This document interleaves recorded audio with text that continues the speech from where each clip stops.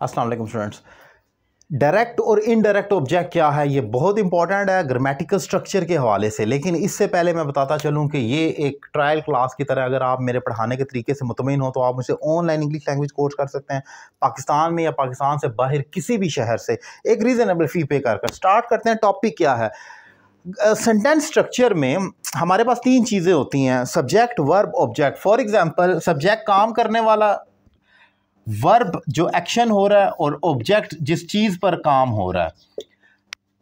तीन चीज़ें active tenses में, एक्टिव सेंटेंस स्ट्रक्चर में हमारे पास सब्जेक्ट, वर्ब और ऑब्जेक्ट। लेकिन बाज़ दफ़ा ऑब्जेक्ट प्लस सेकंड ऑब्जेक्ट यानी कि एक इनडायरेक्ट ऑब्जेक्ट होता है, उसको इनडायरेक्ट ऑब्जेक्ट कहते हैं। For example, he gave Ali, उसने अली को दिया। यहाँ तक आपका एक जो स्ट्रक्चर है वो पूरा हो गया, सब्जेक्ट, वर्ब, ऑब्जेक्ट जिस पर काम हो रहा है। लेकिन क्या दिया? एक और ऑब्जेक्ट चाहिए हमें।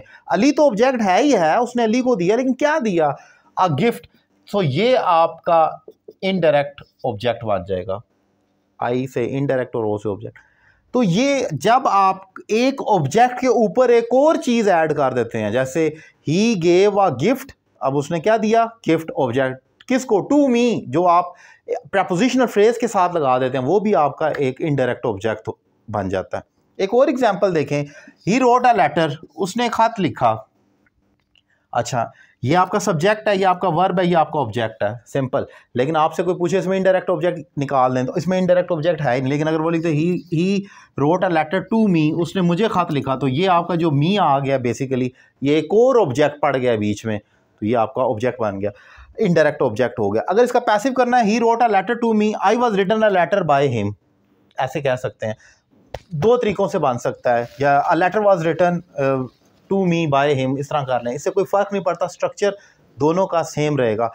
लेकिन इंपॉर्टेंट बात यह है कि जब आप MCQs कर रहे होते हैं CSS लेवल या उससे आगे, तो आपको पूछा जाता है डायरेक्ट और इनडायरेक्ट ऑब्जेक्ट बताएं। इस फिक्रे में इनडायरेक्ट ऑब्जेक्ट क्या है आप स्टूडेंट को पता ही नहीं होता, कुछ इसको कह रहे होते हैं, कुछ इसको कह रहे होते हैं, कुछ तो बिल्कुल वर्ब को ही उठा लेते हैं कि ये इनडायरेक्ट।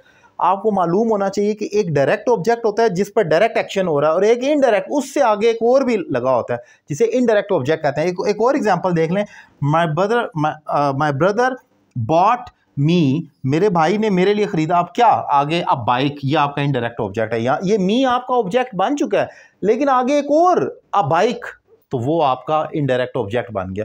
सो बेसिकली ये मैंने आपको आज का जो टॉपिक समझाया वो बड़ा क्रिटिकल और इम्पॉर्टेंट है। वो ये है कि एक डायरेक्ट ऑब्जेक्ट होता है, जैसे ही गेव अली, उसने अली को दिया, क्या दिया? A gift, indirect object. Ali भी ऑब्जेक्ट है, he gave Ali, Ali was given, passive यहां तक बन सकता है, ये पास्ट इंडेफिनिट है।